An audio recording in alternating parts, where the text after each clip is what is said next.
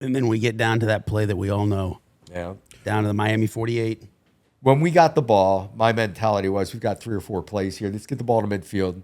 Just make sure we get to midfield. We'll take a couple shots. We had 2 timeouts. College football, the clock stops after first down. That's right. So we get a first down on the first one on a seam route. We get a first down on the second one out of bounds. And I'm like, we're already across midfield. We still got 2 timeouts. So there's one play was an incompletion. I never used the timeouts. You know, we still had 2 in our pocket. And are you calling timeouts? You're dropping them? Yeah, that's another thing. We call them on the field. Yeah. But we were really good at 2-minute in college. Colleges, they waste more time, looking to the sideline, getting the play and all that. I mean, I was just calling my own plays, so we get it. We line up in a hurry. I get the play called. I'm ready to snap the ball before the official. And then on the whistle, boom, he snaps the ball. Yeah. We didn't waste time. Maybe we lost a second and a half, but we were good at not wasting time on our 2-minute and didn't have to use the timeouts. So you didn't have to use the timeouts, and it goes into the last play. Now, what's your mindset? Can you take us beat for beat with that? My mindset is I was hoping to get a little closer. Didn't happen in completion. 6 seconds. Okay, it's time for a Hail Mary. I'm getting in the huddle to call the play, and they're running a freshman on the field with the play. Like I got to freaking listen to the It's like Sean Dombrowski, freshman. Dumbo was his nickname. They want him on the field because he can jump. Yeah. It's not going to be. It's like, you're a freshman. Sit down. I'm waving him off the field because I want Troy Stratford. He was a 5th-year senior. I wanted Troy on the field for the play and him be one of the receivers. He was a running back, but I wanted him in the mix. Little did I know, Troy had a pulled hamstring. He never gets down the field on the play. So Troy starts to jog off the field. I'm yelling at Troy to get his ass back here and Dumbo off the field. So the freshman he's like, I'm listening to Doug and I'm off the field. Troy comes back to the huddle. The bench sends Sean back. I'm like, no, sit down. So we get the play called. We go to the line of scrimmage. And there's an inadvertent whistle and a flag. And the defenders were on Gerard and on Troy, leaving Kelvin Martin, the outside receiver, to be the free runner to get down there first. And after the inadvertent whistle, we line up again. Now I tell the tight end, go down the backside. And my philosophy is buy as much time as possible. Make it a jump ball. But back then, everybody dropped back, throw it. The receivers are still trying to get there. You gotta buy time to get your guys down there.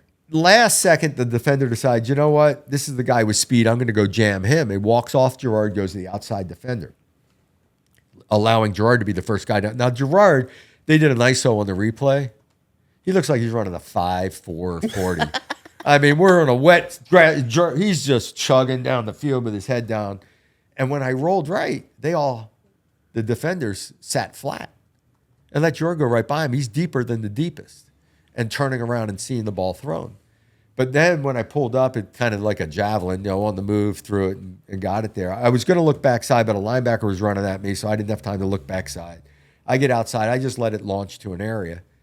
I see the 2 defenders go up and everybody just fall to the ground. And there's a half-second delay, and I see an official's arms.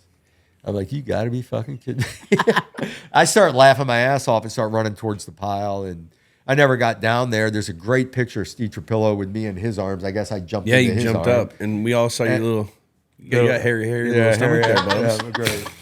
And then there's a better picture that I love of me and my brother's arms from the back of him with Flutie on his jersey and me with my arm in the air, too. That was a cool pic. Man. But everything settled down, starting towards the locker room. I didn't know who caught it. Yeah. I assumed Gerard caught it. I didn't know.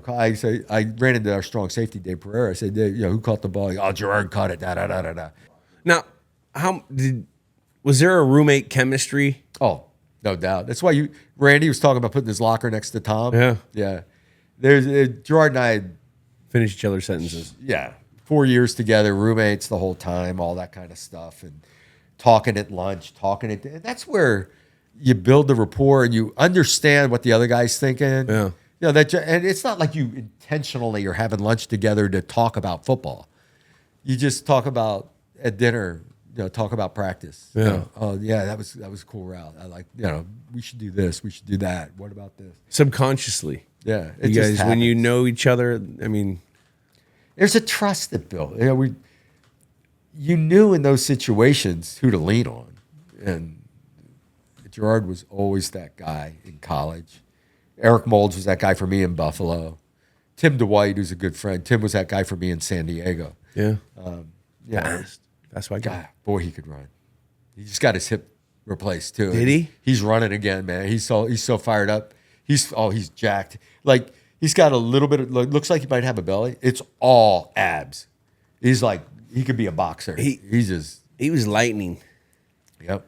Now, how does it feel to have probably the most iconic play in college football history? I you know what I say? I say most of us are forgotten. Even if you win the Heisman or whatever, people forget. Never forgotten. Keep going. At least I have a play people remember. And it comes up all the time. And they all have their memory of, oh, you know, we turned the TV off and went home and found out on the news. Back when you didn't have your phone, you had to wait till the 11 o'clock news to see the highlight, right? You know, so many stories about where they were. Who NFL guys were, it was a Friday afternoon, and all the NFL guys that I ran into later said they were in the locker rooms after practice watching the end of the game. Yeah. And, you know, so you get all the stories of where everybody was, what they did. I know where I was.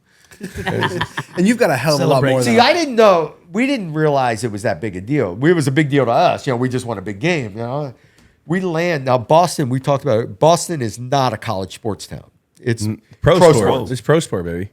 We landed Logan Airport, and there's like 10,000 people, and they had the Gerard and I. They pulled us aside. We go into like everybody's going to the team bus, and they shoved us into a cruiser and get the hell out of there. And it was like Beatles stuff. It was like that didn't happen in Boston. No, for not college sports. Not for college. Yeah. But I mean, when you guys go out and have probably the most impossible play, literally, we're still this is 35 years after, and we're still talking about this play. I mean, that's so cool. That's such an insane. You know, you have all those moments in your head of big plays that helped you win the Super Bowl, the play that was a pivotal play, and we all know those plays for ourselves game to game. But this is one that everybody saw and everybody remembered. So it's a pretty cool thing to have. Like What's that mean to you though? Like that's got to be one of your. Is this your proudest moment? You know, I don't know. Or was it the Grey Cups? I always go to we won my first championship, my first ring was a Grey Cup. I was playing in Calgary, and we had to go 88 yards with a minute on the clock, no timeouts, into a 35-mile-an-hour wind. And we went the length of the field, and I run it in for the score. That's my go-to, because that was not a Grey Cup game. That was the AFC, NFC championship game to get to the Grey Cup.